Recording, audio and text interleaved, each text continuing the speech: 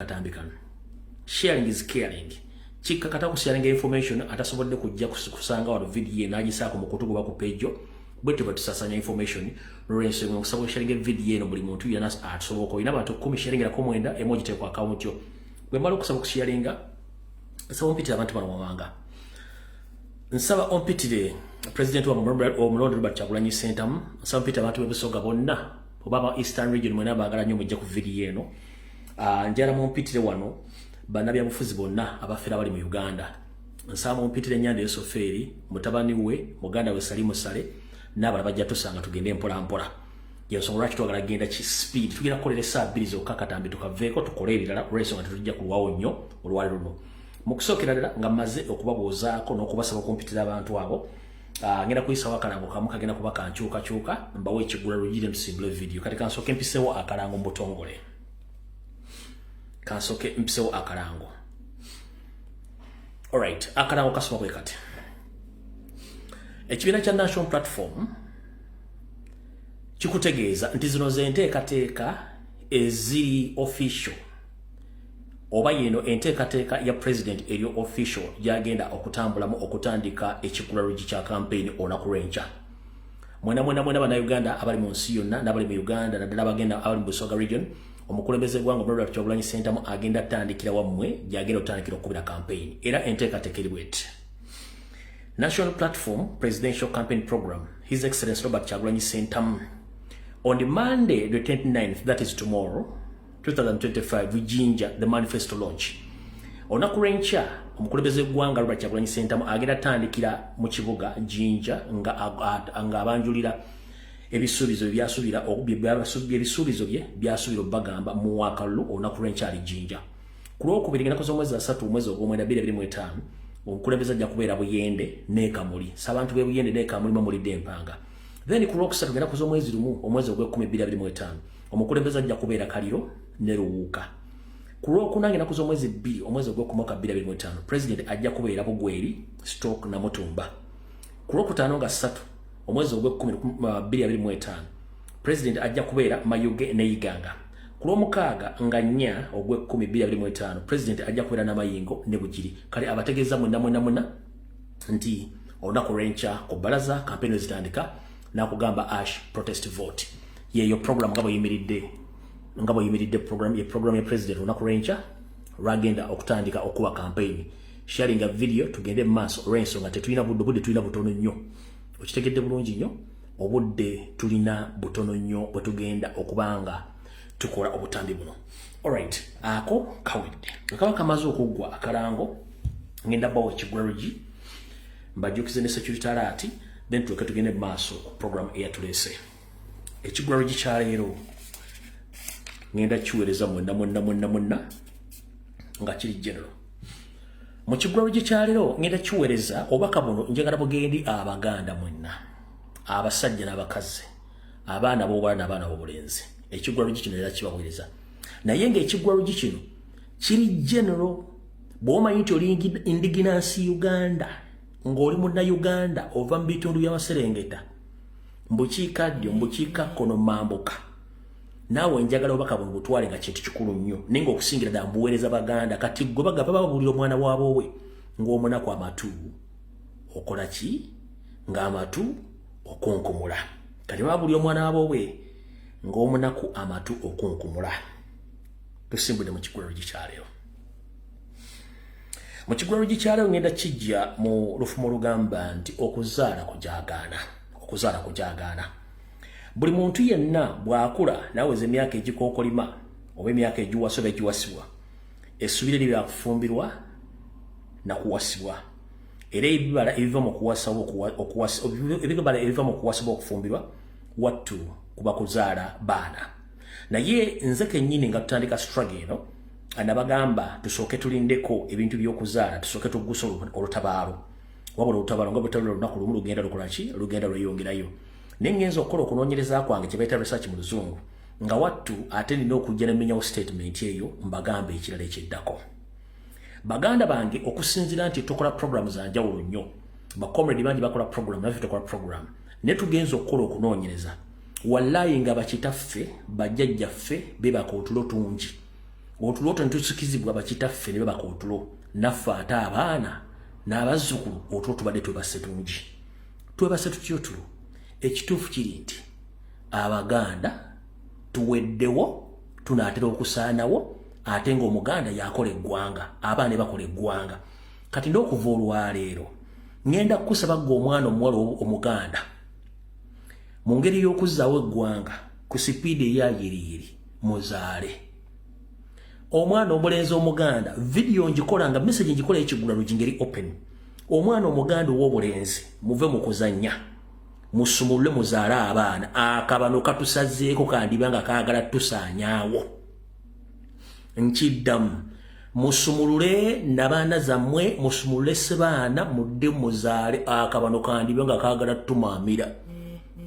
nkiddamu abaana abobuwala abaana abobulenzi abaganda naye nga no message erijjene ku bayindiginasi mwenda we muli mutandika okuddamu okuzaala akabano kaagala kuwamba ggwanga obusajja buzaala kyajja ekiku kimu nga tetumanyi oba ekiku kisajja oba kikazi eno sure deal ate this is a reality abasinga obungi mulina ebiku mu nnyumba zammwe naye ekiku oyinza okuva mu taxi n'ekiku eki kimu nga tomanyi oba kikazi oba kisajja n'oyingira ewuwo ekiku ekyo mu luvannyuma lwa wiiki 2 kiba kizadde obwana obuyitirivu kati n'enywanda esofeeri saabaku yajjanga ye naye otugenza otutuuka olwaleero nga kennyini atugamba nti abaganda bali luddawa abasinga obungi banyarwanda omanye ebyange mbyogera kaate ng'omusezi agula essiyani nti ngenda kulirako bantu bange njagala nkuwa ebigambo bino biwule bulungi nnyo tulyoke tugende tufundikire ekigwalo gye tugende tukole wulira bulungi nnyo. Here in Central, the people who run around with the Abaganda, many of them are our Banyarwanda people. How did they come? They came because there were jobs here which had no people to do them locally.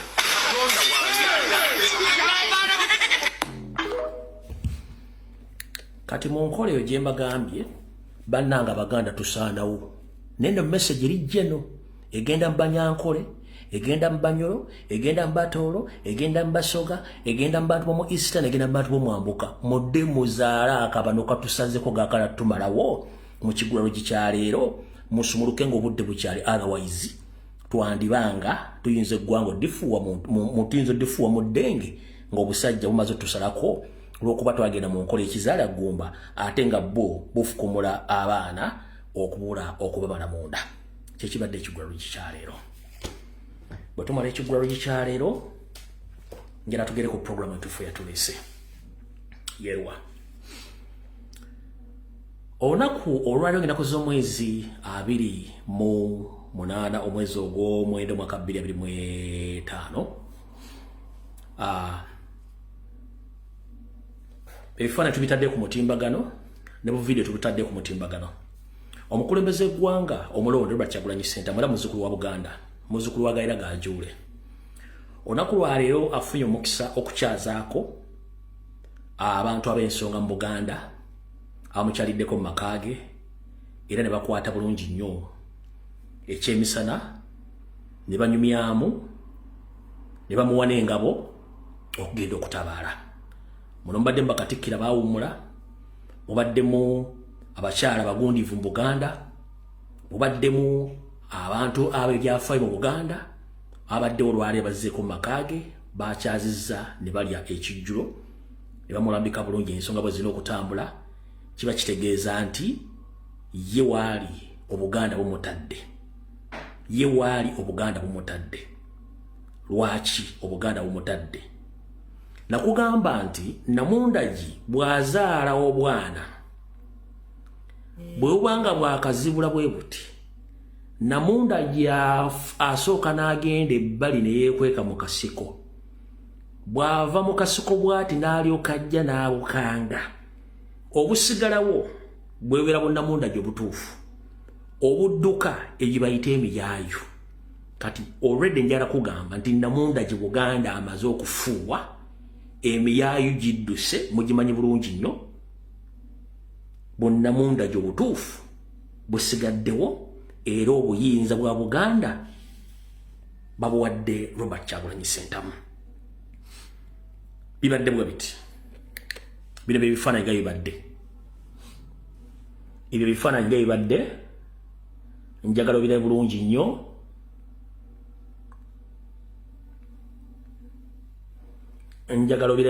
ebifaananyi nga bibadde olwaleero ng'abamukyaliddeko olwaleero mu makaage ne bafuna ekyemisana n'akattamukago bulungi nnyo mubira bulungi nnyo ebifaananyi nga bwe bibadde olwaleero ndowooza kino kyemba nzumingamu ekituufu kyomukire bulungi nnyo nga tekiriiko wadde okwebuuza wano kubali wano tolina gw'oyisaamu maaso wano kubali wano tolina gw'oyisaamu ki tolina gw'oyisaamu maaso kubali wano tolina gw'oyisaamu ki tolina gw'oyisaamu maaso nga tusooke tuddeyo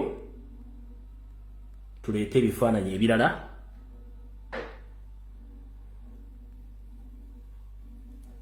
nga tusooke tuddeyo tuleete ebifaananyi ebirala bitegeere bulungi nnyo kitegeeza nti wano Buganda bo ogwabo guba gubukoze baawudde enyayu ku Namundagi lindako kati mu bufunze kansoke nzijeko eddoboozi lino mbazannyira akatambi kano then tugende mu maaso.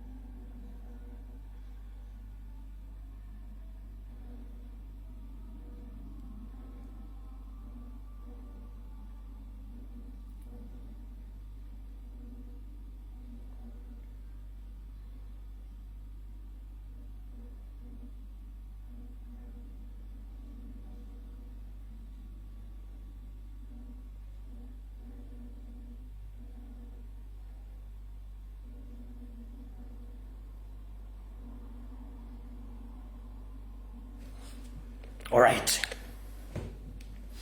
Noza mukitegedde bulungi nnyo.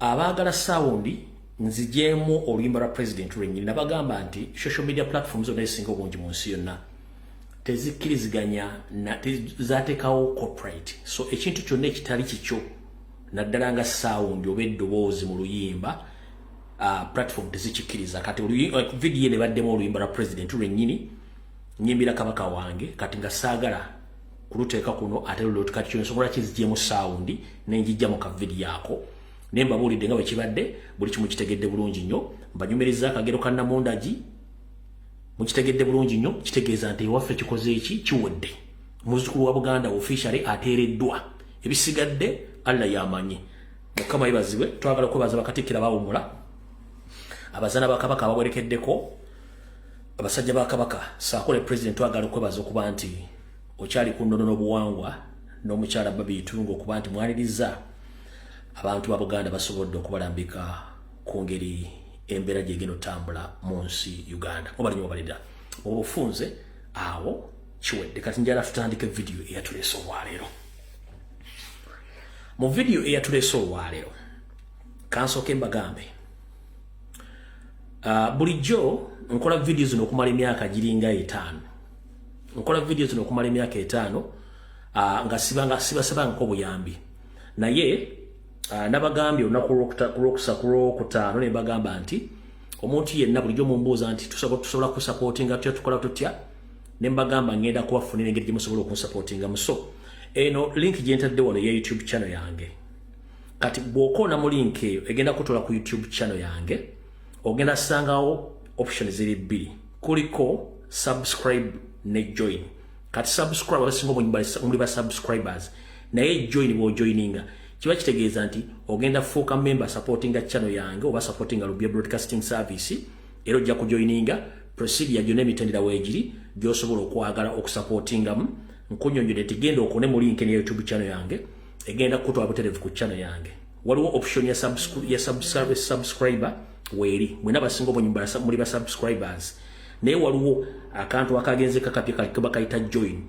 Kokoonamu bw'okatuukako kajja kuwa option zonna to join to become a member and support LBS TV oba Lubya Broadcasting Service oba channel yobanga omuntu you can.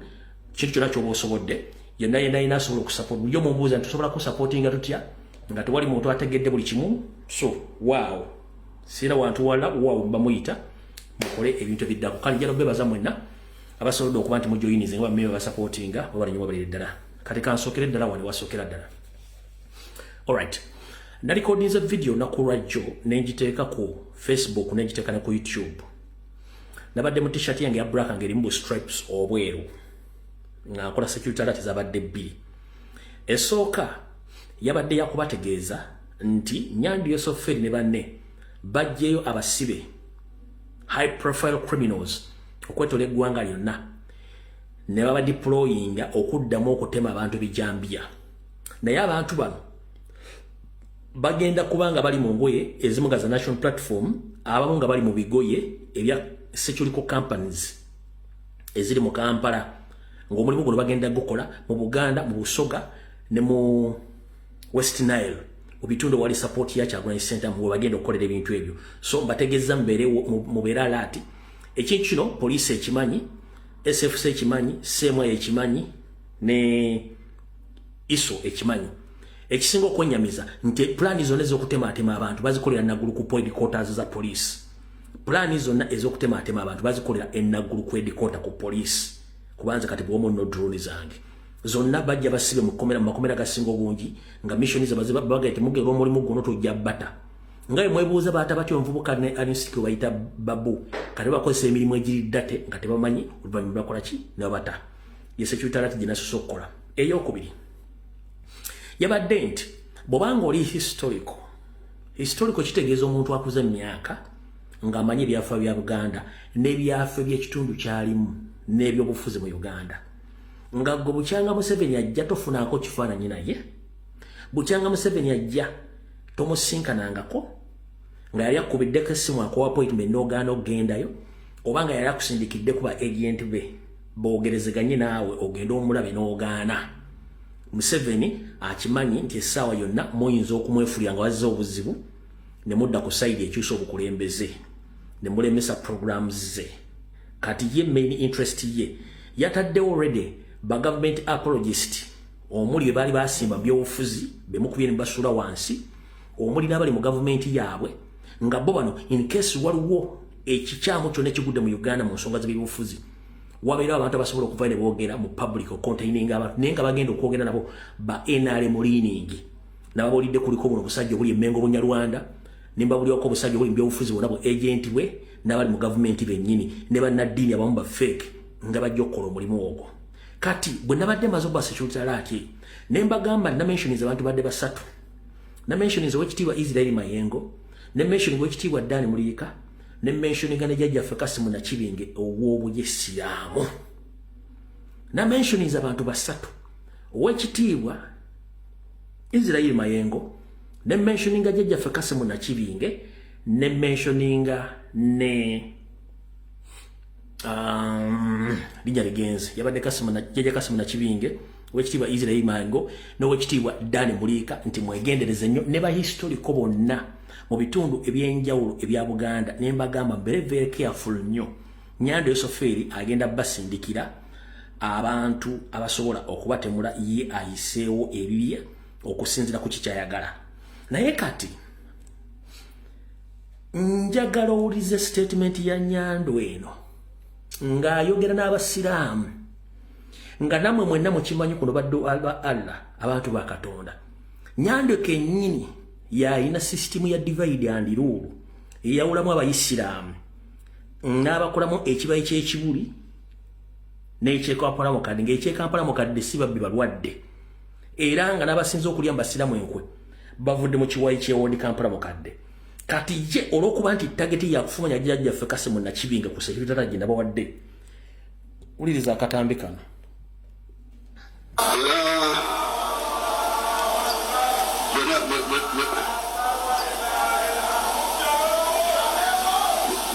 bwenafuna obudde ngenda n'okunoonya omulangira Kassim na Kibinge mbuuze kati bo bali ku kikati.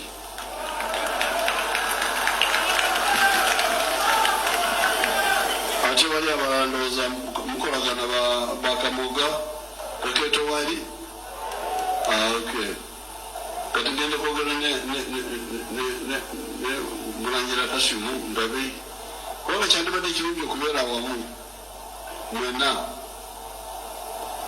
So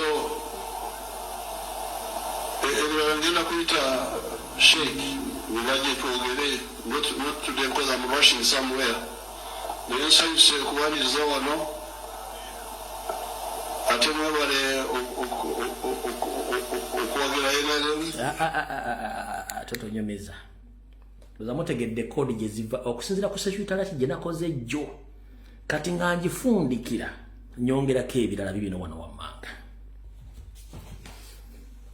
Muganda wange yonna gy'oli ng'oli mu Uganda okozesa omutwe gwo nga totera gwazika muntu ng'ogukozesa bulungi, njagala osooka otunire mu ango gye ngenda okuwa eno ng'osinzira ku information gye nafulumiza ku lunaku olw'omukaaga jjo video gye nakoze ngeri mu security alert ng'osinzira ku mizannyo Museveni gy'azannya. Njagala kati tugende mu forensics osooka otunulire ango esooka otunule ango ey'okubiri. Kati ango esooka abali mu gavumenti eriyo aboogera ebyawukana ne gavumenti yaabwe era nga bagezaako okuvumirira ebintu ebyo naye nga bakyali mu gavumenti. The likes of General Kahindo Tafiire statement ze buli omu public azaagala naye kyakola bakiyita kugula sympathy mu public. Ayinza okuba nga azimiininga naye nze amanye abantu bano takola kintu nga tebalina plan B yakyo. Listen to me very carefully. Pay attention to details. Ngenda kuwa angle B. General Kahindo Tafiire ne banna batandise okwogera ebigambo ebiwoomera bannayuganda mu matu. Ayinza okuba abyogera nga abitegeeza naye abasajja abo babeera eva ne plan B ey'ekigenderawo kyabwe kye mutamanyi. Kati General Kahindo Tafiire okujja mu public okwogera ebigambo ebyo ye ayagala kufuna kye tuyita safe landing in case gavumenti ekyuse. Bweba gavumenti tekyuse nga basigaddewo nga wazzeewo obuzibu nga baagala ku negotiatinga olw'okuba nti General Kahindo Tafiire bamaze okugula public sympathy nga ne image ya giterezezza ng'omu ku bo basobola omukozesa nga negotiator to negotiate on behalf of Nyando Yosoferi ne public ebekyankalanye. Do you copy that? Njagala oteeka ebintu bino mu angle B tubirabira mu angle emu.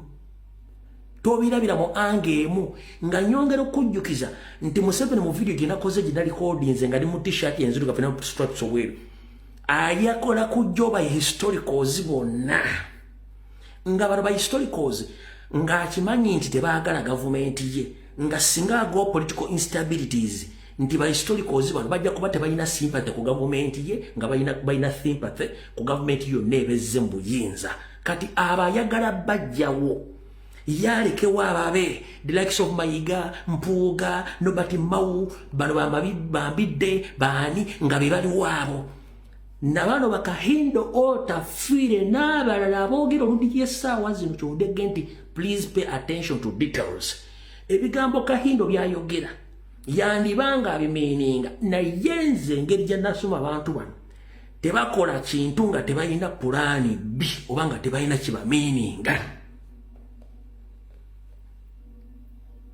oba ofuna tebakola kintu nga talina pulaani B nga tebalina kibapulaaninga kahindo okujja mu public agula time na kugula public sympathy in case of anything nti asobola okufuuka negotiator nga negotiatingira mu 7 ne banne public leme bayisa oba bokusigala mukitegedde kyovula njagala mudde mu lweka video yako kabadde kaddakiika 20 nakalikodize bulungi nnyo nentekamu n'oluzungu lwa P1B olumala buli muntu okutegeera nga sirwe Cambridge sirwe Liverpool sirwe Scotland nga lwangu lwakutegeera ndoza mukitegedde bulungi nnyo ekyo nakyo mukitegedde nkivuddeko ka video gye kali ku Facebook nakataddeyo ne ku YouTube gye kali awo mutegedde bulungi nnyo tuvudde waawo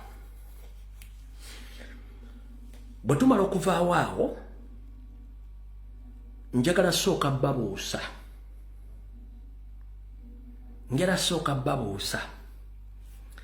lwaki njala babuusa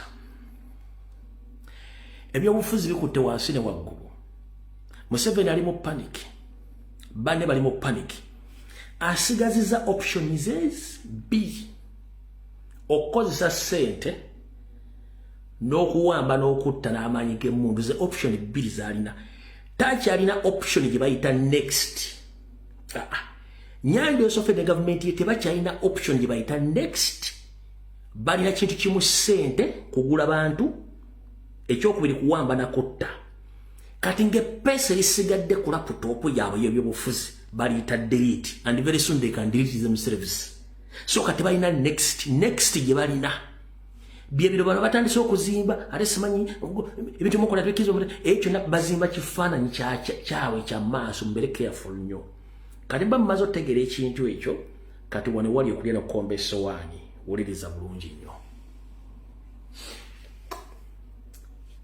sente azisipendinze era aziwadde mukimanyi bulungi nnyo nti abayimbi mu ntandikwa abadde bajja bagoberera ebyafaayo mwe fe okujja ku social media kubadde kubazuukusa maaso President Robert Kyagulanyi Ssentamu okujja mu byobufuzi abadde azuukusa bannayuganda abaali bebasembolera nga bali mu kufuluuta anti yabagamba mwebake kati Kyagulanyi abadde abazuukusa wabula agenza obbazuukusa ng'obusajja bwakola buli kimu kyekiriwo Museveni byakola olwaleero yabikola since 1960s 70s 80s 90s until 2000 plus social media weze nga you can come out and expose the system buli kyakola kyonna yali yakikola dda naye temwamanyanga ani mbega temwamanyanga mulimu gwa iso temwamanyanga mulimu gwa semwai temwamanyanga mulimu gwa eso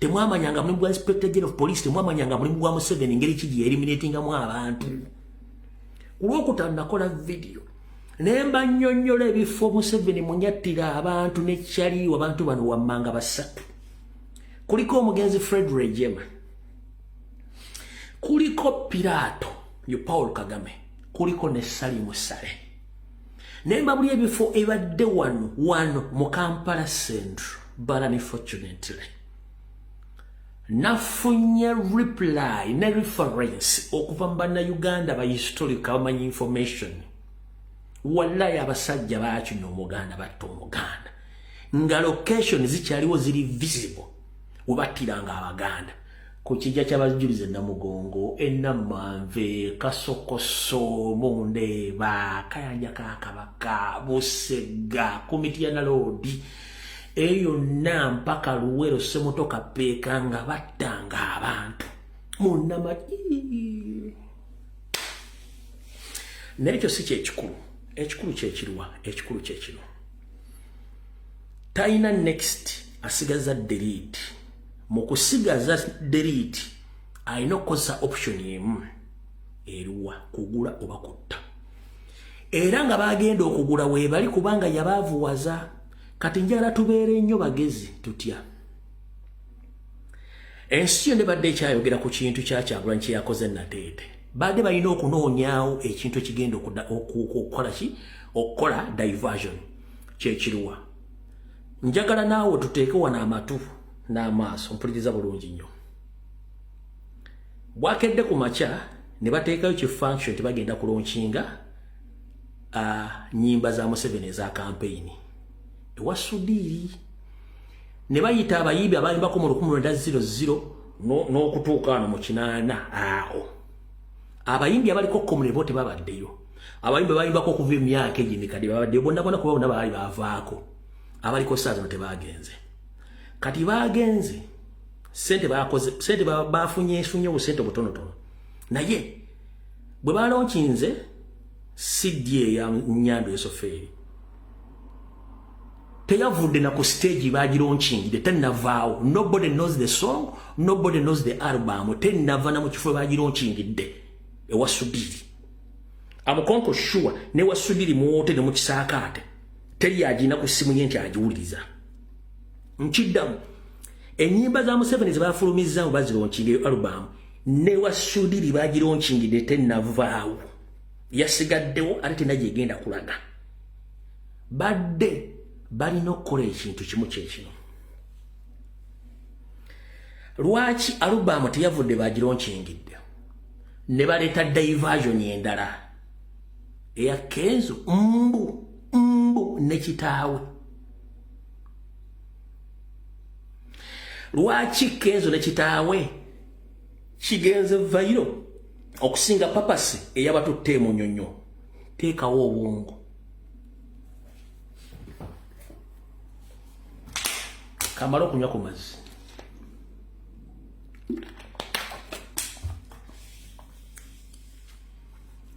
lwaki album yabatutte mu nnyonnyo teyavudde mu ttenti lwabaddaawo naye ate ne baleeta akabadi ka diversion ne kagenda vairo okusinga album ekigendera kyabadde ki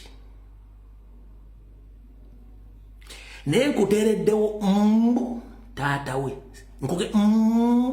taatawe saagala tugende wala nnyo bw'owulira sitole za Kenzo tezaawukanako na za Pastor Bugembe bonna bava mu district ki bava mu district sitole zaabwe tezaawukanako zonna za kiyaayi ekyo tujja kugendayo njala bagamba ekigambo kimu kodi eryeki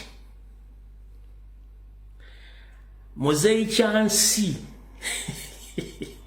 abalako filimu ya Jackson gye bayita Drunkard Master mwalimu teacher coach wa Jackson gwe bayitanga maani bamuyitanga Kyansi kati Muzeeyi Kyansi wano wenjagala mbere careful you pay attention to details Muzeeyi Kyansi Nyando Esoferi tibahabula otabasira mutabani wa kale kinsete bizizi nsanga bisibe omulali ana kumbuza lwaki ate lugire lero Museveni amuyise Kyansi ebyange mba nabyo wano nze ngendo kujja kukola video ngamaze okukola ki ngamaze bakola research kikatero lero mumbi wachabe Museveni Kyansi kati ono ye Kyansi oye Kyansi yali coach wani oba yali teacher wa Jackson yo Kyansi apala video mu China mu mayo mwita Kyansi jinga mwita Kyansi mumula bulungi nnyo oye Kyansi Muzeeyi Kyansi yali muzibu nnyo kati njagala osooka otunule wano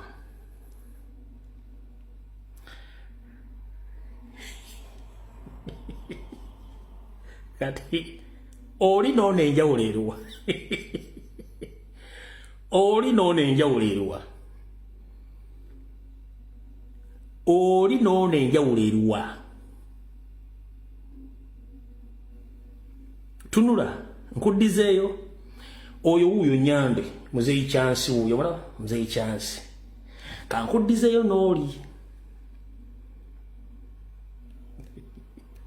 abaana mwagala ebyonoonese kati ono Muzeeyi Kyansi oli omu China obula bulungi nnyo kati muzeyi chance Drunkard Mansell yali coach wa Jackie Chan kati kankudizele ku Nyando yennyini kati Nyando yono wano wait a minute kati Nyando yono wano omula muzeyi chance yuyu muzeyi chance kati wano yabadde ayimba ngenda kutaka tambi kano ngalapi ngo kasenti muzeyi chance ulira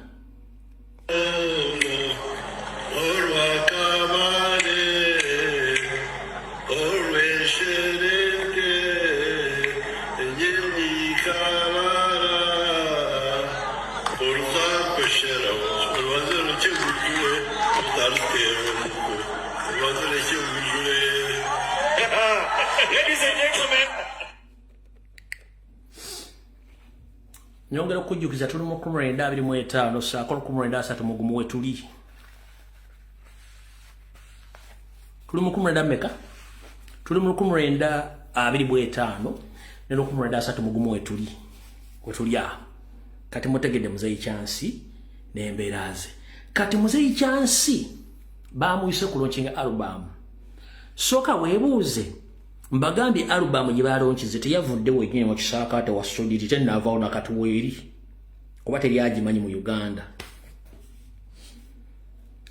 bw'amala okubyogera ebyo njagala ulize statement yemwawo tuveewo mbajje ku diversion tugende ku bintu ebirala njagala waliwo ekintu ky'enjagala oteekemu ekinyisoge osirike lwaki ngenda kugamba osirike one abafere bali mu state house omwo basobola okuleeta buli dduri yonna bagiteeka ku mmeeza ne bagipromotinga ne babba Nyando jukira muzeyi chance mu 7 Windows ali mu 1925 1931 kati abafere basobola okuliyetinga story yonna ne bagiteeka ku mmeeza Nyando n'asavuwalinga n'ata ssente kati nina ekindowozesa nti Nyando bamupanze ne bamugamba nti ono mvubuka mwana wani wa Chief Ali nga baagala kuba mu Nyando kasente kaggwanga lwaki nkugamba bwete okusinzira ku sources zange Nyando bapanze mupange okusinzira ku sources kuba baagala bamafi baagala mubako sente lwaki njagala ulize statement eno bulungi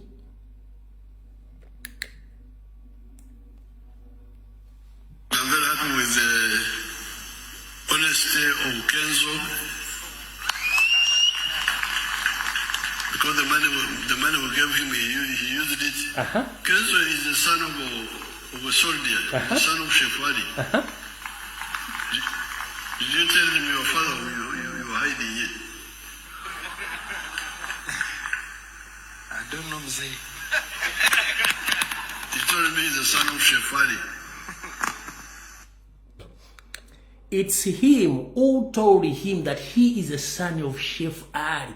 Not Museveni to tell the public, but it's Kenzo himself told Nyandwe that he is the son of Chef Ali. What if mafias created that scenario in order to get money from Muzeyi Chance? How do you see it?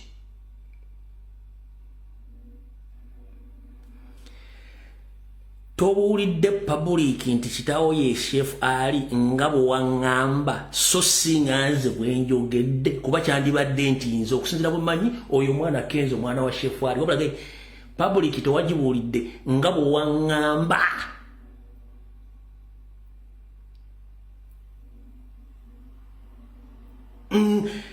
njagala mubeere so critical, pay attention to details. Nze video neba dakiika 3 nkwata ebigambo video nayo nenjijuwa kati eno project ya diversion lwaki ba NRM bloggers ba YouTubers TV radio station izo nazijibuukidde naye yennyini ng'omuntu he didn't focus ku album yakoze. He had focused bamujjako ne interview ku kintu ekimanyikiddwa within a small period of hours. Gwe tosobola kubuukamu, tosobola kukozesa mutwe guno gati bana abantu balina kye bavuga. Kankuddemu wano katono nnyo woba okwata ebigambo bibiri byokka. Muzeyi Chance kennyini gaga tobulidde bantu nga bwangamba nti kyefali tobulidde bantu nti muzeeki moti kyefali kitawo nga bwangambye ulira because the money we gave him he used it. Kenzo is the son of a soldier, the son of Shefali. Did you tell him your father you were hiding it? I don't know, Mzee. He told me. I don't know, Mzee. If they ask you, didn't you tell the public that Chef Ali is your father? Then himself he replied that. I don't know, Mzee. Kati gwa ino bongo butambula ngiro bokozesa. Tomanya nti balina kye baafumbye.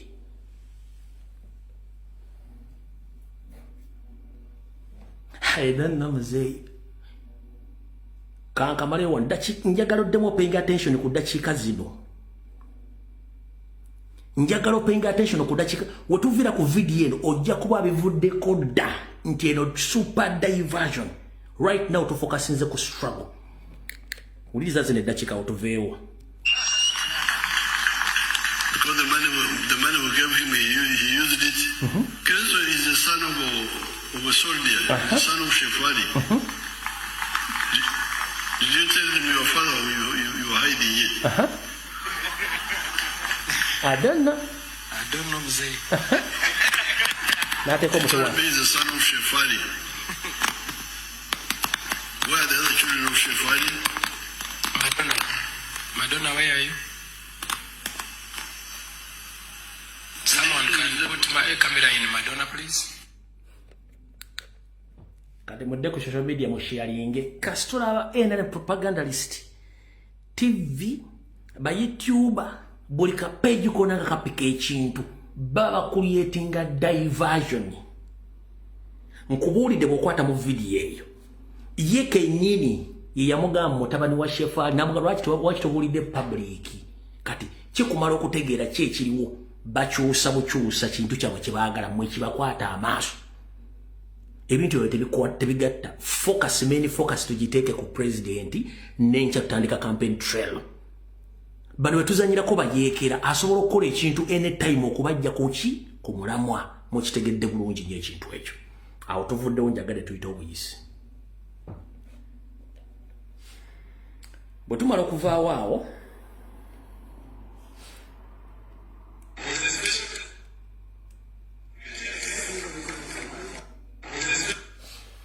kati wano onono yagenda okuba kampeni okumala emyezi 3 ono yagenda okuba kampeni okumala emyezi emeka 3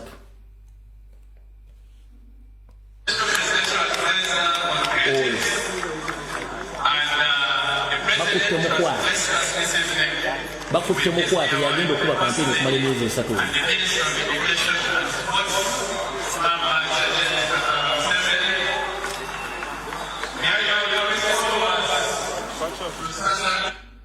oyagenda okuba kampeni emyezi 3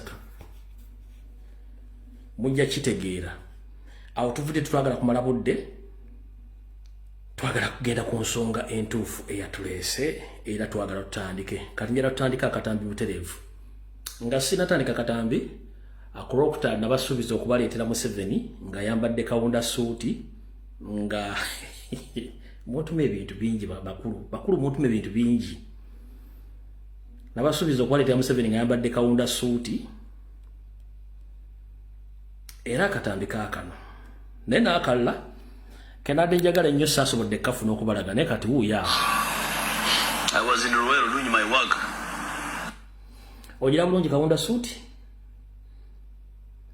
suuti nga yambaliddemu ettaayi ogira bulungi nnyo nze nkugamba nega nti nja kuwa point of reference mu video eddako kawunda suuti ogira bulungi nnyo ng'asibye ettaayi kati njagala nta akatambi kano ogenda kulaba omukungu omwe yali yambadde kawunda suuti ye nga tasibye ettaayi njagala wetegerezanya akatambi bagenda kulaga omukungu omu ye yali yambadde kawunda suuti seemu kawunda suuti ye nga tasibye ettaayi. And I intended to keep there doing some very useful work until I was told that sugar now had climbed to 10,000 shillings a kilo. So I thought I should come back and see what's happening to this sugar also. So these fellows have done me a disservice. They have interrupted my work. I would have liked to have stayed in Ruero doing some useful work. Now I called in the Minister of Commerce to come and explain to me the latest situation. And he explained to me the situation is not as bad because there is enough sugar. We have put enough sugar in the country, it's there. But they have been trying to find ways of distributing it properly. And according to a statement which they have written, Minister of Commerce which is here, they say they are going to start a distribution on Monday. Distributing the new sugar. And the ideas behind this sugar, this new plan of distribution, is as follows. According to our analysis, we think one of the reasons why there are shortages, not only of sugar, but many other things. We think one of the reasons is lack of accountability on the part of the retail, either of the wholesalers, of the importer. Alright, akatambi kawanvu gwe badijalo bala ku reference omulali ayambadde nga tayambadde kawunda suuti nga tataddeeko ttayi ekyo ndooza temumanja. Kati bwe tuvaawo akatambi osooke mbazannyira akatambi k'omwana ono balokola akalolida katonome.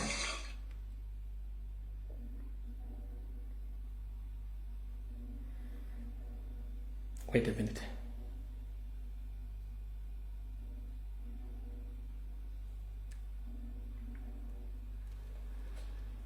Kati njala okubaza Mukama Katonda emyaka gyampadde n'ebbanga lye mundabidde ku social media nsobodde okuinfluencinga abantu bangi nnyo abavuddeyo okwogera. Abaganda, Abasoga, Abanyoro, Abatoolo, Abanyankole, Abakiga nabo mambuka. Luli balina fear nyingi nga tebasobola kwogera. Mwemulowooza fear Museveni agikoze leero. Intimidation tetandise leero. Intimidation evudde way back in 1986 up to now.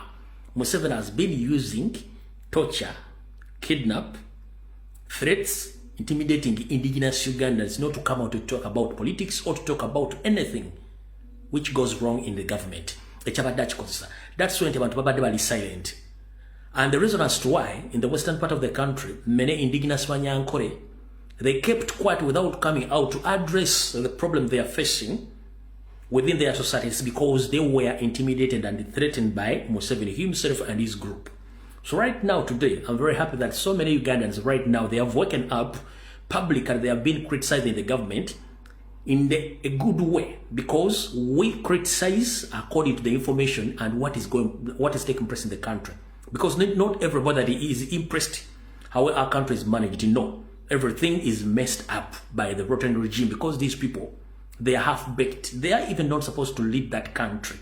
They are in the wrong country, in the wrong office, in overstay. But unfortunately, some of our indigenous leaders, they were eliminated due to the fact that Museveni was fearing the intellectuals, the educated people, the doctors, the politicians, the businessmen in Uganda. They were a threat to his government, which he had led for 40 years, which he had yielded nothing according to the logical and location and development of East African countries and other African countries according to the status which is taking place right now in Africa. Kati, olwaleero Abanyankole bali batyo okuvayo okwogera. Olwaleero abantu bali batyo okwogera. Nga babataddeko ekijinji tebasobola kwogera wakati w'Abahima n'Abiiru. People are coming out now to explain. Naye kyenjagala osooka otegeerozeeyo akatambi. Tukubye akabano ne tukajjayo gye kali keekwese. Kibadde kizibu nnyo okujjayo akabano. Olwaleero njagala kuzannyira akatambi. Jjukira Kagame yasooka mu Uganda ne bakola emivuyo gyabwe ne Rejema. Abantu bano ne bamala okukola emivuyo gyabwe lwaki badde Rwanda nga si Banyarwanda? ngotoyagira ku banyarwanda tokola otya lwaki balayira mu government ya Uganda ne bakubirira okusavinga mu government ya Uganda are the same following years ne bagenda okuyekera eggwanga lya Rwanda katika nkulage Frederick Rejema nga alayira eyakulembera epyara okugenda okulumba eggwanga lya Rwanda akube biragiro mu ggwanga lya Uganda Frederick Rejema Gisa so that I will bear faithful and bear the true allegiance to the Republic of Uganda and that I will preserve, protect and defend the Constitution. So help me God. Tunulira olutalo lwa NRA olwakungulira ddala emyaka 5 mu kitundu ekiruweero.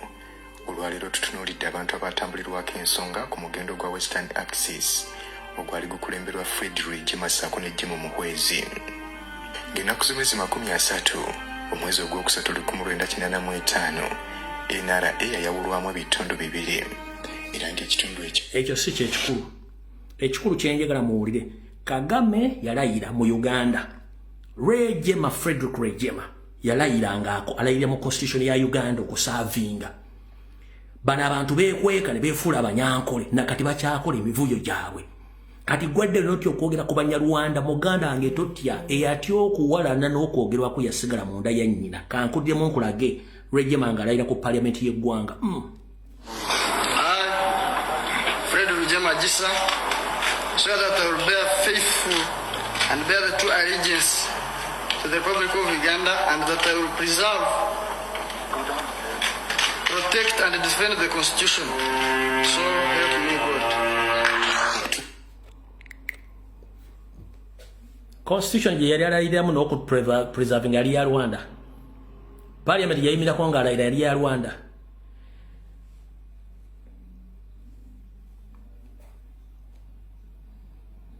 Awo tuvuddewo. Kati mwana muwala ono akatambi kano ka ddakiika 8 naye njagala nkuzanyireko eddakiika 5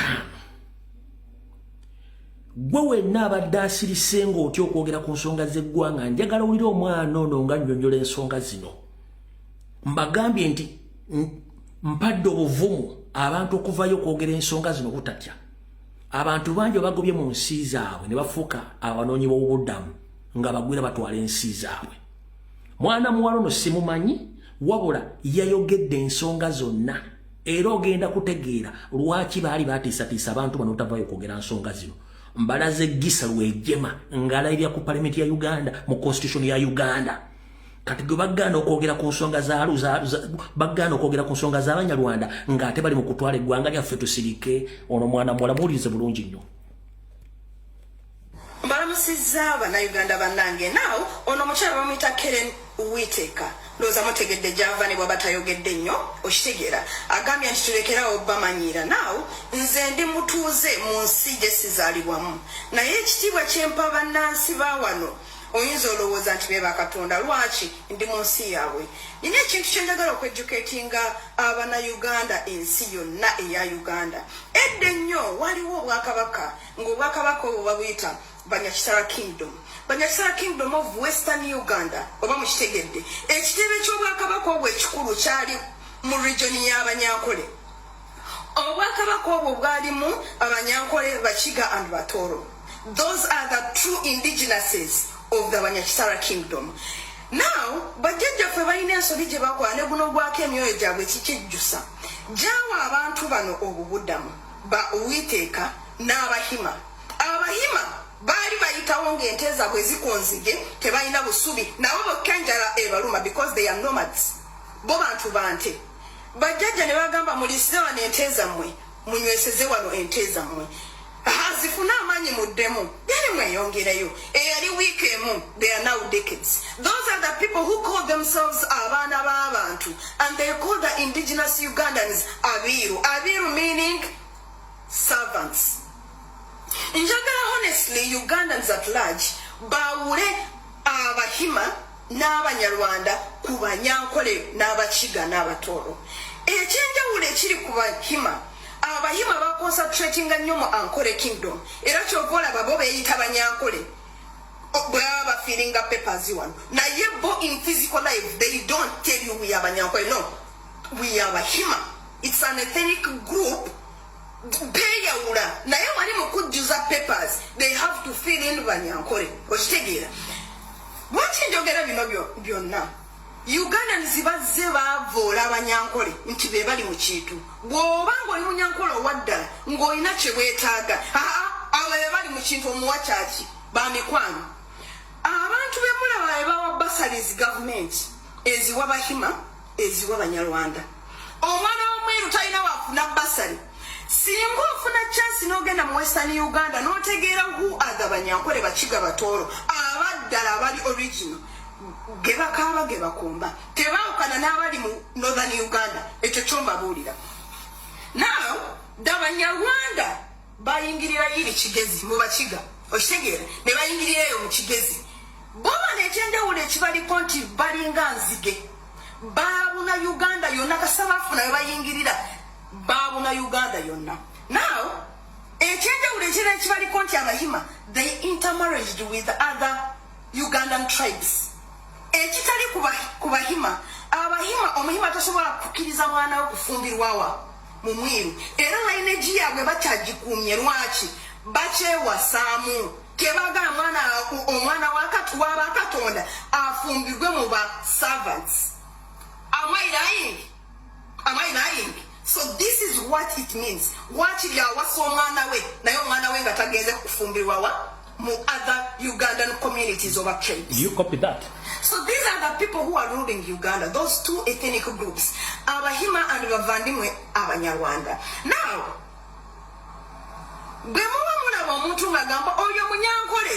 no. So for Tunrebulunji, Chufu Munyankole. Banova Simanyi Babogi, Simanyi Bakozati. Those are Bavandimwe. Those are Bavandimwe. Kambabuli Chimu. Omunyakitalo waddala, Omunyankole w'Omukiga Obw'Omutoro. Eneisa gyebeisamu mujja kwewunya nti balina ennono zaabwe. Omwana bw'aba agenda kufumbirwa obwenyi bwe bubeera wansi era bamubika ku face. Tebalinayo bino byatujanjawaze eddaali mwana agenda nange. They don't have. Obadde okimanyi nti Banyakitala original balina totems and clans nga bwolaba ez'Abanyayuganda ez'Abaganda nga bwe balina balina ebika n'emiziro. Naye buuza Omuhima nti weddira ki takirina. Buuza Omuvandimwe nti weddira ki. We are very different from these people. So dear Ugandans at large, Abanyankole be muwalana lwakuba tebalina geeyogerako. Naye tekitegeeza nti mu baana b'abeeru nga bwe babayita tewaliyo bazzukulu bajja kuyimirira boogere. I'm gonna talk. And I will not keep quiet. Why? Because ethnic groups zino ezatujjamu bakola ebintu ebyesittaza nga babikolera mu linnya ly'Abanyankole. Buli yenna alina kyayagala okukola mu Bavandimwe n'Abahima akibrandinga it's Ankole thing. No. Ffe tulina empisa, tuli bakozi, tulina ekitiibwa kye tuwa abantu, tulina be tuswalira. Why? Because ennono bwezityo bwe twakula. Bano be mulaba bano, they are not us. So it's high time. It's high time, fellow Ugandans. Mumanye nti Omunyankole owaddala n'Omukiga tasobola kulonda Museveni. Nti Omunyankole owaddala n'Omukiga yeetaaga eggwanga lino likyuse obukulembeze. Why? We still have Obwakabaka bwe tusanannunula. Are we together? We still have Obwakabaka bwaffe obuli mu mikono gy'Abahima tetunnabununula. You think we are happy? No and no. Temututeekako bukyayi tulinga mmwe. But until that date we shall continue to talk. The messages bize mu inbox yange muntiisatiisa kati nze gwe mutiisatiisa omweru. Bw'obanga oli mu bukulembeze nga you are these people I'm talking about, oli mu kutiisatiisa mweru, meaning obwongo bwammwe butandisa okusaanuuka. Why? There is nothing that I've not faced in my life. Mutubodde mwabasomera mu Ankole mukimanyi this. Korido y'abaana b'abantu teri mweru asalayo. If you think they are banyankole lwaki tetuwasa abahima lwaki abahima tebafumbirwa banyankole oba bakiga bwe mba mulowooza nti tuli banyankole nnyo lwaki bwe tugula ettaka nga liriranye nabyo ne bategeera nti toli muhima oli mu community yaabwe batema ente ezo n'olusuku ne byawisa wansi omwiru naye atusengemu mwenu. We have a lot, but because we are scared to speak, and there is this one way of me that is not scared to talk. So dear Ugandans, tuli bannamwe mu kubonaabona kubanga ffe bana Uganda abaddala, and dear abasenze, it's high time kubanga baservants batono tutandisa obwongo okusparkinga kitegeera dear badia basenze bwe mutawe munansi kitiibwa ne mumanya we mukoma ne mulekera okutigomya abaana baffe n'abazzukulu bajjajja tebeebase. Are we together? They are not asleep. Witeeka bw'oba oyagala butakumanyira gasiya ewamu omanyiyo okudda e Rwanda teweetaaga ki teweetaaga transport mungi kozesa bus.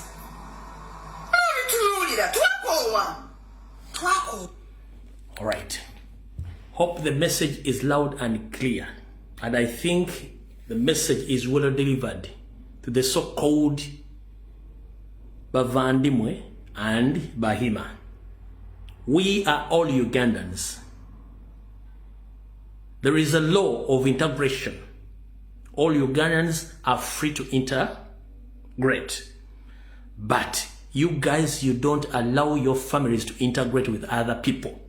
So you think that others are slaves. You are the masters. That is wrong. You keep around intimidating people. Temwagala bogere ku nsonga ezo. Ekyo kikyamu. Ndi wano okujjukiza ba indigenous Ugandans.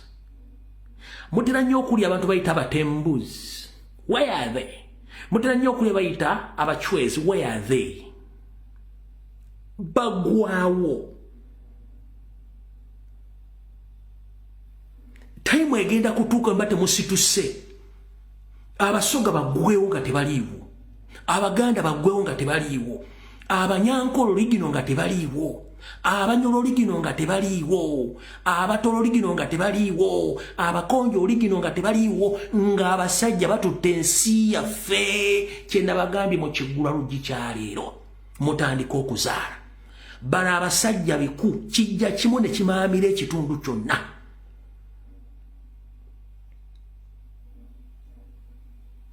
Musoma nnyo ebitabo ne musoma simanya batembuzi. Where are the batembuzi? Babasaanyawo. Where are the bachwezi? Basaanawo. So you think when we keep quiet, we don't look around to witness exactly what is taking place. You silently cleansing out the indigenous Ugandans. You think we are going to go silent without coming public to express these things. Whenever you reach in any part of the country, people, they start complaining that we got intruders here. They are doing each and everything here. We are confused. These people are good at camouflaging. They can learn languages of different parts of the country. They can learn culture. But unfortunately, they know what is inside of their heart because they know their mission. Basobola okuyiga ennimi ne beetuuma amannya ne beefuula ekintu ekiri mu kitundu ekyo. Etaimu egenda okuyitawo ng'abantu bo bonna banaabuuse tebakyaliwo. Kino kibagamba zino butemujja bujjayo. Nga mugamba ne lumu yeeyogeranga ebintu bino twabeeranga luddawa. Mwabeeranga ku mpira gya Arsenal, mwabeeranga ku Man U, babalaza amakugunyu, abaana kati buli sayansi ene balo bamutwalira bwe ne mbeera okwo nga mulemeddwa okufokasinga ku bazzukulu bamwe bagenda kubeera luddawa. Omwana ono akugambye nti bana abantu tebakkiriza na kubawasaamu ne bw'ogula ettaka okubaliraana bwe bafinding out nti yeggwe omukopi ewaabwe eri. Basaanyawo bitooke byo n'ente zo bazisaanyawo ne bakugobawo nawe ne bakutta kuba tebaagala kusemberera abantu baabwe. Kino kye kigenda mu maaso mu Buganda. Waliwo areas nga tukyasobola ziyita mbaazitwala. The same people. Amasomero galimu bo the same people. Police erimu bo the same people. Amagye galimu bo the same people. Government erimu bo be bantu be bamu. Abroad embassy zonna zirimu bo be bantu be bamu. Buli kimba kimaamidde. nete musobola kulaba era stiru Museveni akimeti mukyalimu abasiru n'akuyita mu state house ogendo lye piraawo akwobokadde busatu bakozesa sente zo gwokwavuwaza ate ne bakozesa sente zo kusiriwaza oleme kwogera ku nsonga zezimu.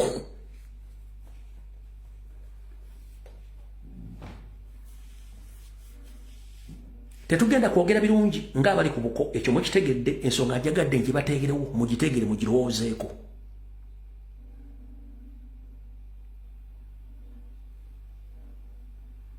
Abasoma history wa Africa mutandika okusoma Egypt yali mbaani. Egypt yali mwa pure black Dinkas ne ba Nubians. Nchida mudde musome history wa Africa. Egypt wali omuwarabu kati wali ba pure Dinkas ne ba Nubians. Where are they? They are nowhere to be seen. Abanubi bali wane bombo bali ngange mitwale 232. What happened to their ancestral area? Bagitwala. The same thing which is going to Uganda.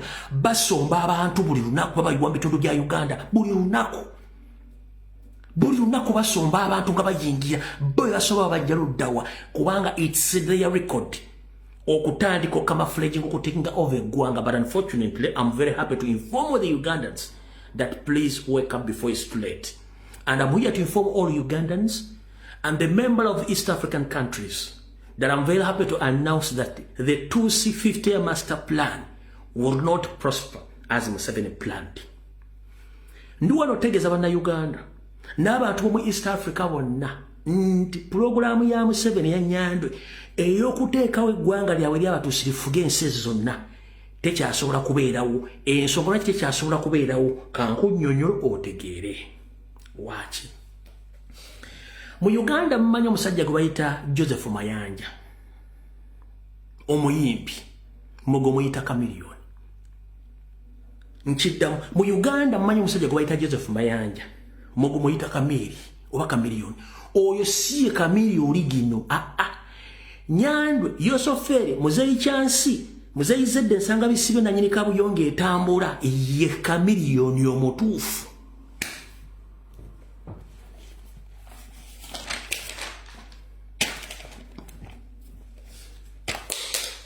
Nyandwe Yosoferi tibahabulwa muzeyi chansi ye Chameleon obutuufu mu kwefulatiriya mu kwatira nsawo. Uliriza kwata mpola. 2C50 master plan no creating East Africa egende mikono gye tesobola kuyimirira olw'ensonga buli yamuyambako okutuukiriza programu eyo yamutta. Buli gwe yatta alina ensiboko n'abaali bamugoberera n'abaana be. Abantu abo bazuukuse bagamba omuntu atuttira abantu baffe ye Nyandwe Yosoferi tibaabulwa. They are waiting him very soon. Kanchikunnyonnyola gwe wenna abadde asuubira nti 50 master plan egenda kubeera watwale East ne Central Africa ne Uganda. Museveni alidde mu bannenkwe n'abasulamu n'obbasulamu kati bonna bazuukuse bafuuse balabe gyali. Uliriza bulungi nnyo. Mukwefulatiriya mukwatira nsawo. Nyandwe Yosoferi yatta John Garanga owe South Sudan. Waliwo wakana nti si ya mutta. Waliwo wakana nti Nyandwe si yatega Garanga okufiira mu nnyonyi. G'osuubira omu South Sudan tebamanyi nti yatta muganda waabwe mukulembeze.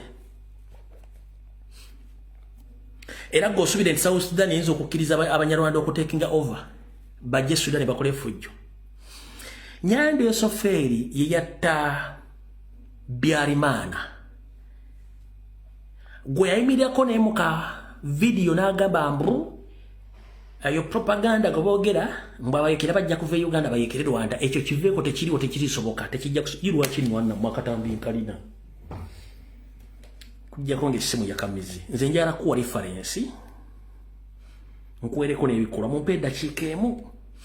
Katambi ako mwekali katambi ako mwekali katambi ako mwekali katambi ako mwekali linda ku katono nnyo bekawate kalimu simu eri endala ne mwakala mukamanyi bulungi nnyo kanso kuba musimu tekalimu videos download camera kanso kuba tekalimu ne akatambi ako kabaza nyinde banga dene uyemi ndagamba nti teri agenda kujja wamwe kuba wamba ebyo nabi abwerere babalimba tekisobokera tekiri baawo yamaliriza asindise kakano munyambe kakano bambi ono gwe mbadde njogerako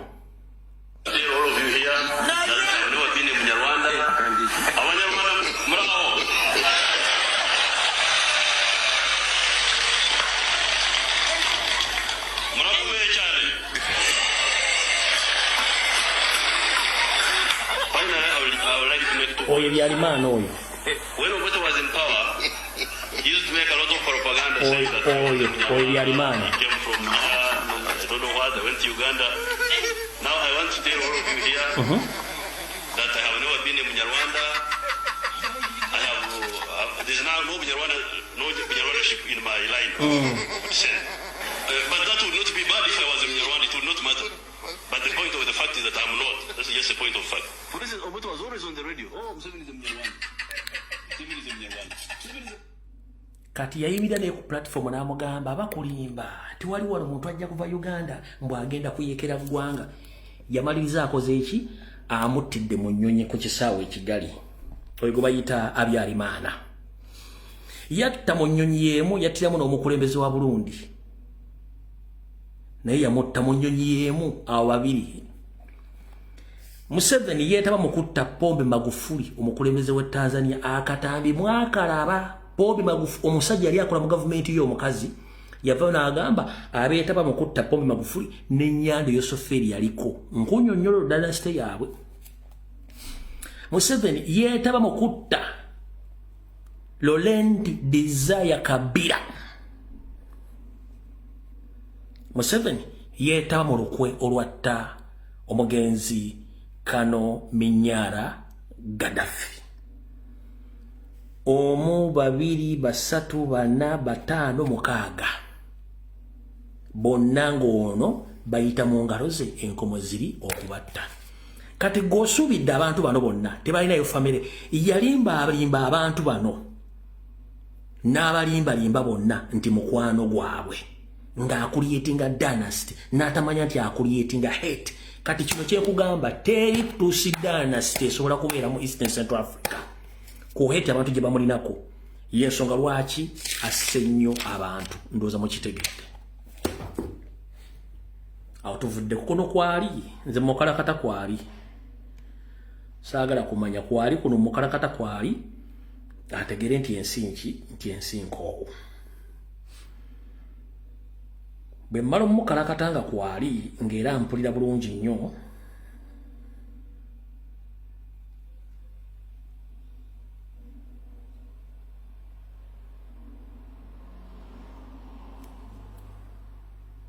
sasa ndachika 18 nzo mutegedde bulungi information y'ekintu bwe kiri. Kati njagala tudde ku nsonga endala njagadde esooke mbakenderezemu ku pressure badde waggulu tudde ku nsonga endala.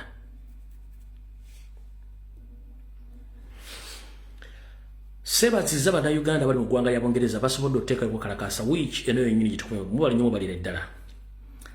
Wabula mu kwekalakaasa wazzewo omwami mukulu myaka ayambadde n'anyuma asibye n'ettaayi wabula nga yazze kukola kye tuyita profiling. Eri abagambye nti yavaako. Bakulu emyaka gye tumaze mu Uganda ne bwe tumanye enkola ya Museveni naawe omanyi bulungi omuntu eyavaako. Omuntu eyavaako tayambala bulungi. Omuntu eyavaako alina smartphone. Omuntu eyavaako ng'ali codinga. What's the purpose of recording ku muntu eyavaako?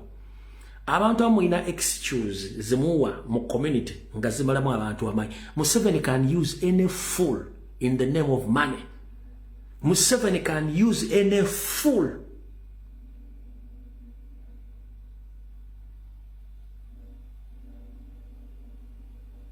in any part of the world as long as that fool can receive money. Kati mukwekalakaasa omwami ono yazze bulungi nnyo ng'ali codinga bale basajja bakulu obadde mbongeze myaka 8 naye ng'obwongo talina mbu yazze kukola ki huyo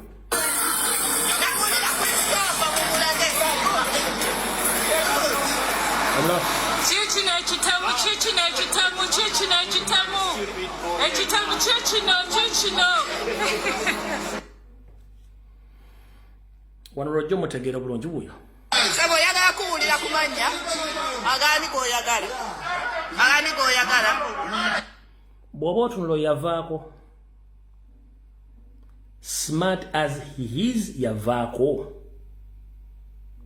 bw'oba otunula yavaako oyo bw'oba otunula yavaako obakolere ki agago galibwa. You introduce yourself, we introduce yourself to you. And the oze wano oli oze kolaki?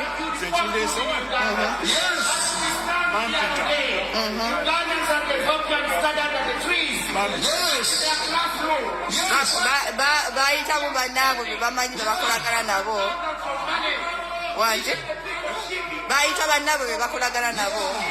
Okay, tawali mkawana tatu kale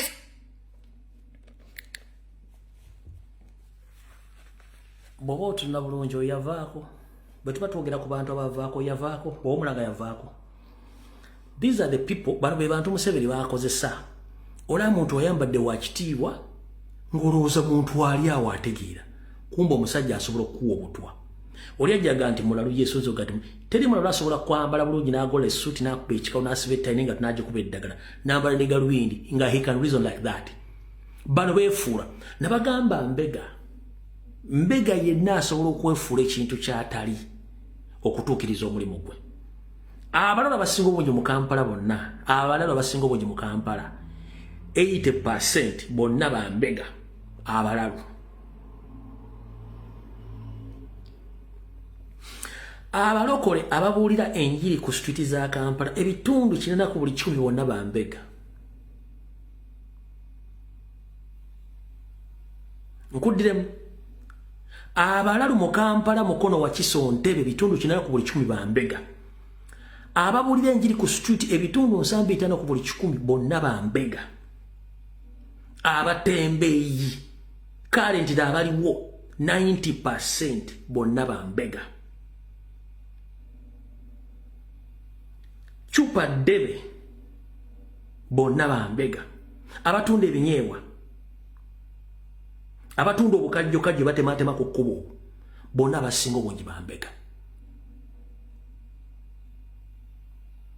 Waliwo ne location eziri mu Kampala eza mobile money ng'eyo tebagikwatako ne banga eri mu location nkyamu nga kasente ka mobile money nga kali mu location nganyi mujimenti wateekeddwa nga weekali awo zonna zibeera areas za bambega. Ekyo nakyo mukitegedde bulungi nnyo. So mutegere bambega bakola.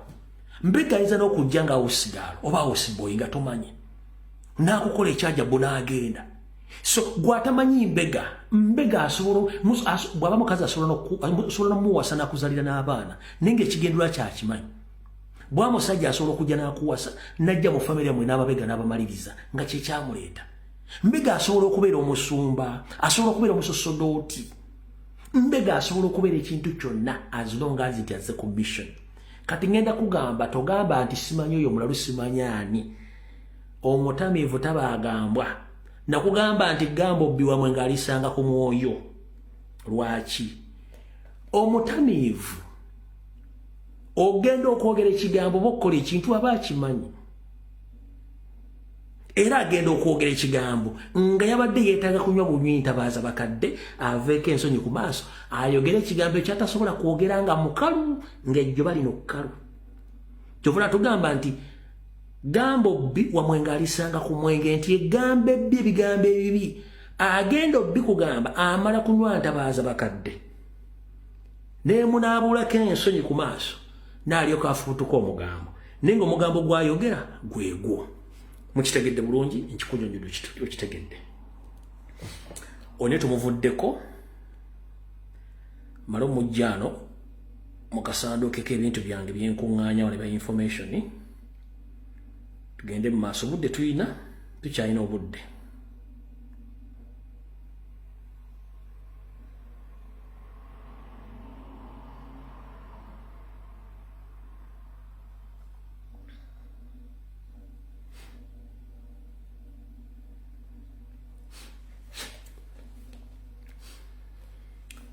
Kati olunaku lw'olwaleero njagala okulabula bannayuganda mwenna abasoma obusawo.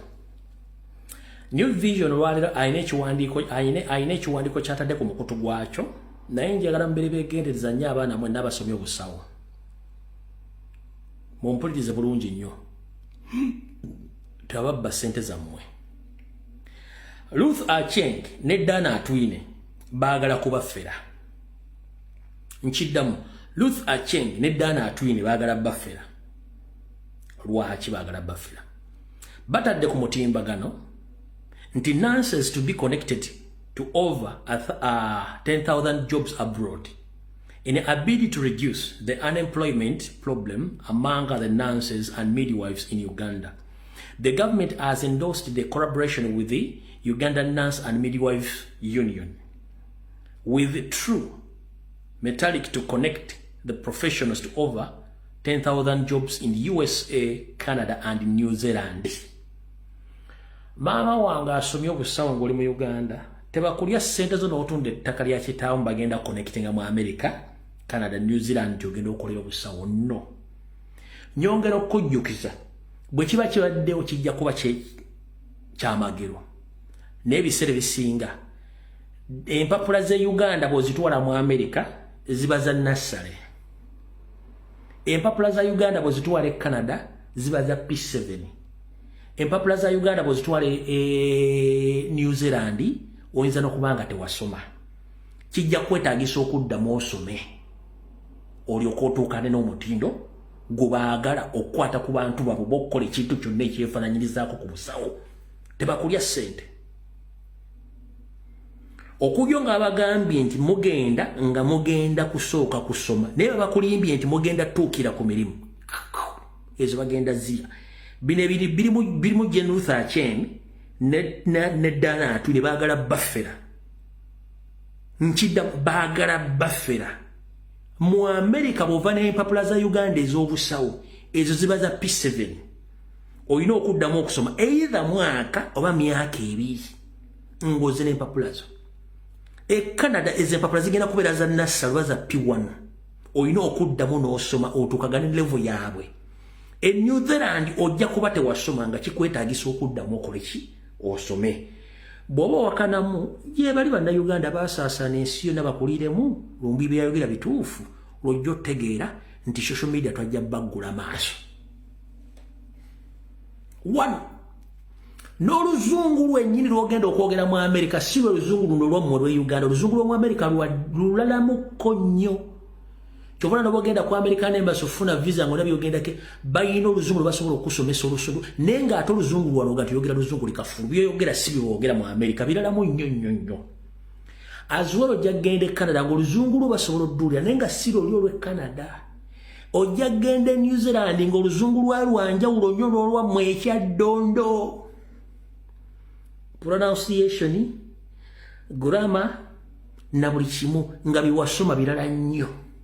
Kubiriyo kino nkikugamba bajja kakusaliramu bakakutere ku ssimu bw'onooba owakana zisireekaana naawe nkubuulira amazima. Kati Jane Ruth Acheng Dana Atwine baga nti mugenda kugenda mu America mu New Zealand kaba bafunire emirimu gy'obusawo.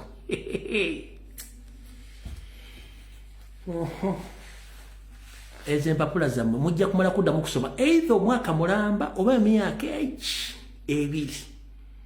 Ate nga mwina n'okuddamu okusooka okukola ebigezo by'oluzungu English. Mwina okusooka okuddamu okukola ebigezo by'oluzungu English, American English oba Canadian English oba New Zealand English. Yaba New Zealand New Zealand boogera luzungu ki?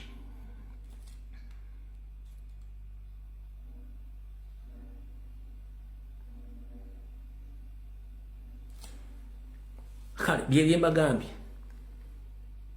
byembagambye mbitwale naye nga olina okuddamu okusoma before tolowooza tugenda kuba mu Uganda ogenda okola butereevu ne diguli z'empapula zonna. You have to upgrade. Balina emitina gye bayitamu okuddamu okuupgrade empapula zammwe oziddamu. Bwe ekigambo ojja kyogera bulala nga mu America bakyogera ojja saba amazzi nga mu America bagayita kintu owuliranga pronunciation nga byanjawulo. Mu Uganda amazzi ogayita water eri mu America bagatawula kati kijja kuba kizibu nnyo okutegeera balina okuzzamu okusoma byebyo naye nga njagala bategeeza Luther Acheng tababba olw'ekintu ekyo kiwedde. All right. The Inspector General of Police, Mr. Abbas Byakagaba. Good evening, sir. Hope you are doing fine.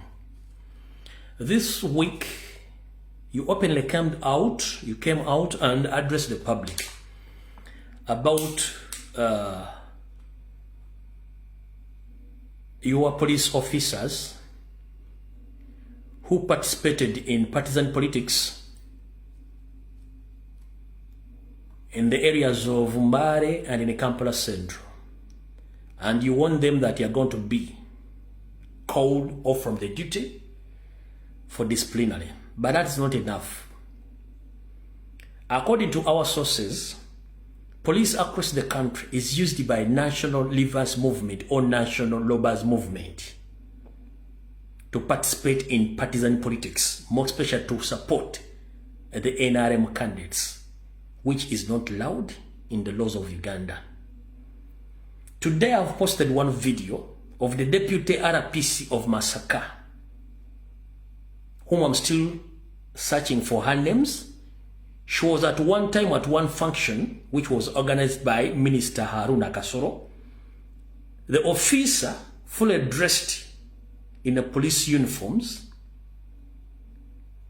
she was recorded openly campaigning for Honorable Haruna Kasoro, which is against the law. Mr. Abbas Byakagaba, with due respect, we are here preaching protest vote to the public. Whatever is taking place in forces, most especially in police,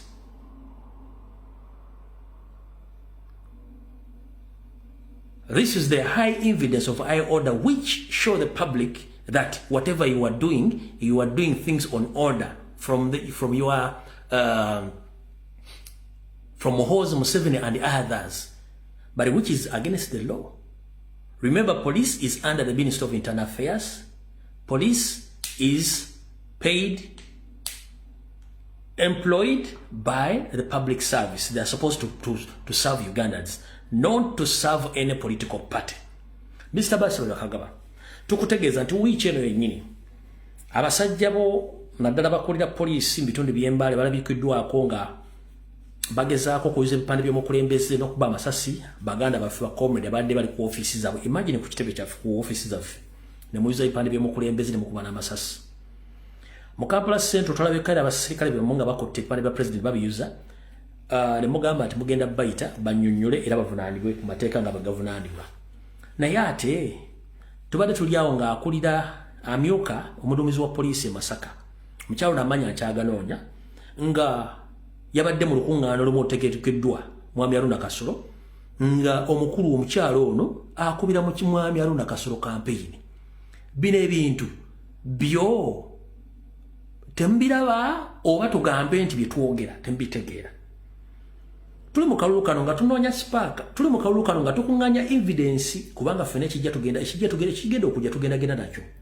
Tusobola okuŋŋaanya obujulizi bwaffe nga tugenda bulaga mu International Criminal Court. Tugenda okulaga obujulizi bwaffe nga tujja bulaga public nga ako tekabadde friend fair. Tugenda kulaga obujulizi buno nga tugenda bukozesa nga spark wuno.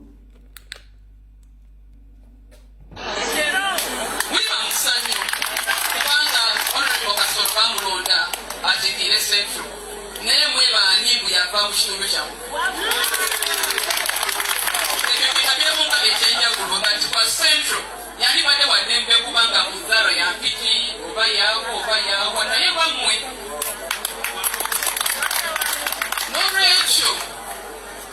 Norecho bagamba kolabyeko yabeera omwana nejja ne constituency gyakikirira tebatukiriza kwogera bingi nnyo naye njagala mutegere ebintu ebimu nodayimukitemwetegera bulungi that oba abalala bamuwadde obuyinza bwayina essaawa zino obwasse kitegeeza emirimu gyagenda okusaba egiddako egyokubeera emubi mwandibadde temugikyankalanya kubanga kibeera kinywevu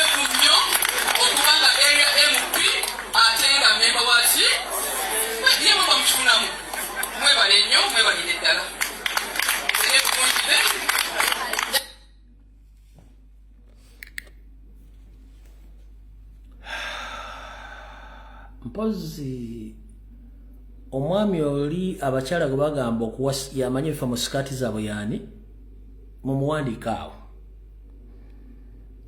mujomba tabanga ne police officer naye agwa mu kategori ya mujomba family kubanga newuunya deputy RPC wa Masaka region ng'okampeiningira Haruna Kaso tubanga nawe oli mujomba family kubanga okusinzira ng'ejjoka ne byoyogero olinga nga ali mujomba family tubanga nawe oli wa mujomba nga oli mu family ya mujomba wuuyo tunudde ng'ejjayogeramu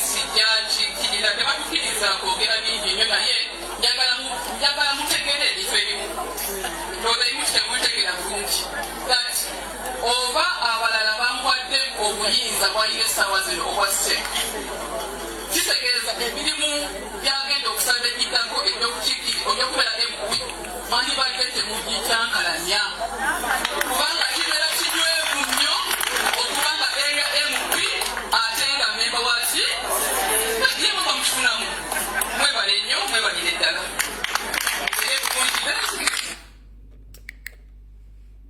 mujomba ju ate gwo campaigning ile yani ya Kasolo kati simanya nzo kubanga mujomba hizo kuba manya chifa mu uniform zo kubanga ulibale mujomba ya chifa mu skati za kati yandi banga mujomba wa Masaka manya chifa mu uniform yo officer naye message yetu so amokamao nemisana tujipostinze so ate gwo campaigning ila muita Kasolo Haruna kati temmanyi ibintu ebyo nga biri something connecting kati ngeri ya campaigning she is very happy something connecting naye no problem tujja kula ebinafa mu yebiraka tugenda tuba kufollow ensonga ezo neziri Masaka kulebiche bigenda maaso nga bibiri all right olunaku lwolwaleero nyinza okubanga nvudde ku live kuno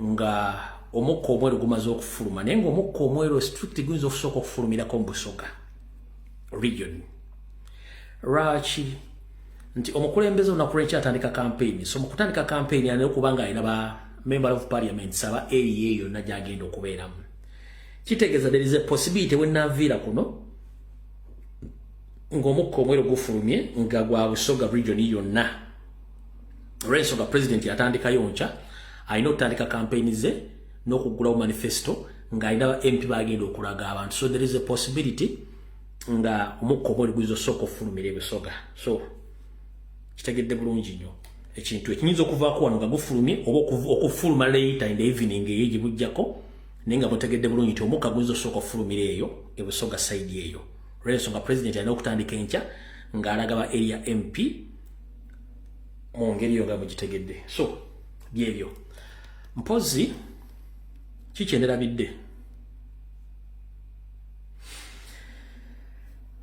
kikyenderabidde ebisinga bibagambye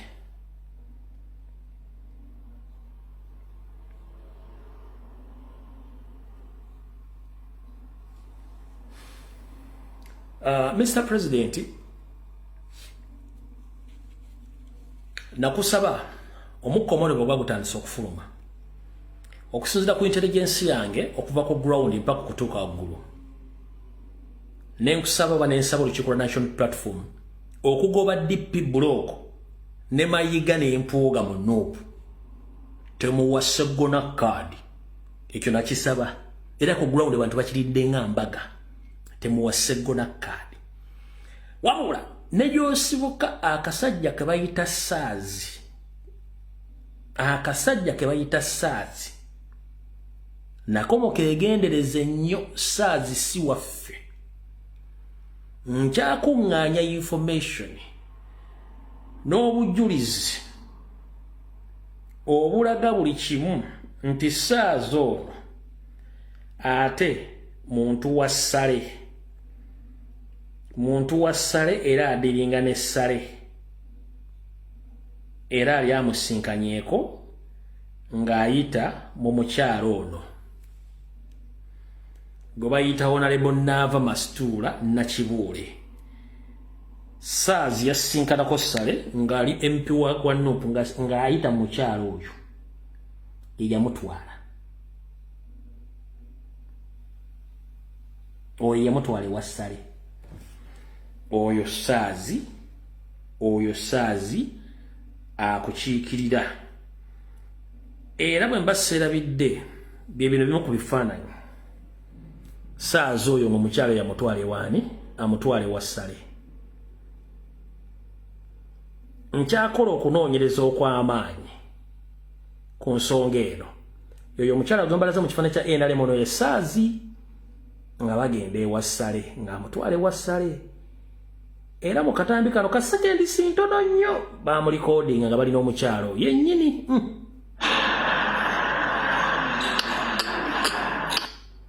Nga balinda emmotoka egenda obbapinga batwala ewa ssale. Nga balindira emmotoka ebatwala ewa ssale.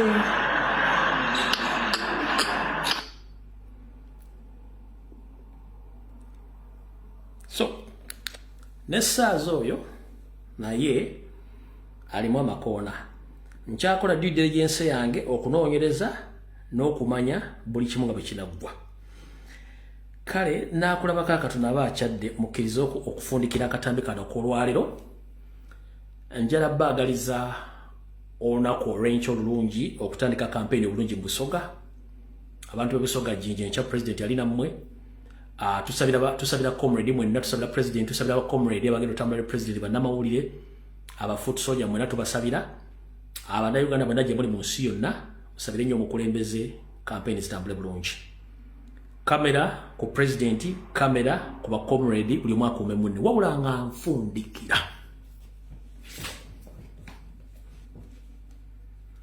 Mr. President buno bubaka nga nfundikira nabo bwa security alert. Mr. President nafunye intelligence endaga nti mulimu abantu state betuteekamu nga bazze bambadde ovulo nga mpya nga bali ku gaali yo. Security team ya president mwegendereze nnyo abantu abayingiramu nga bali mu ovulo nga bazze ku gaali ya president. Mutandika okuscreeninga oba vetting nga muli ku gaali mutambula. Eriyo abantu abatali baffe nga bambala ovulo ne bajja ne babeegattamu abantu abo we bali mubeegendereze. Nkiddamu abali ku gaali ya president abeyokwerinda ne ba foot soldiers waliwo abantu be bateekamu nga bambadde ovulo za national platform nga mpya ng'ate balaga bali solid nnyo. Abantu abamu si bafu okusinziira ku intelligence yange gye nafunye.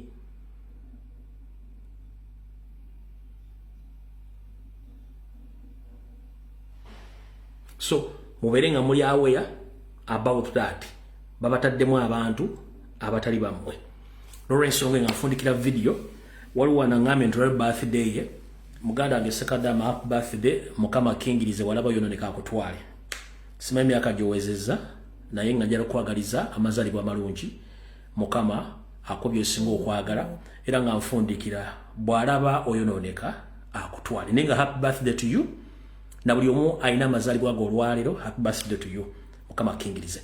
Nga nfundikira mbasaye mwenda abagala okufuuka ba member n'okusupportinga LBS oba nange go omuntu mukutu gwa YouTube kona mu link eyo ekutwale ku YouTube channel yange ogende ewali space ojoininge bisigadde ku ebiri mujja bitegeera. Kale nonswenga eyo video ngifundikidde mukama bakumira tutandike enkyo lunaku bopya. Era ndowooza basinga obungi abatajja kubanga mufuna information jja kuba tujja uploadinga ku Facebook buli mutimbagano gonna mujja kuba mbiraba. So mukama bankumira atakumira mpeera video ewedde mweraba.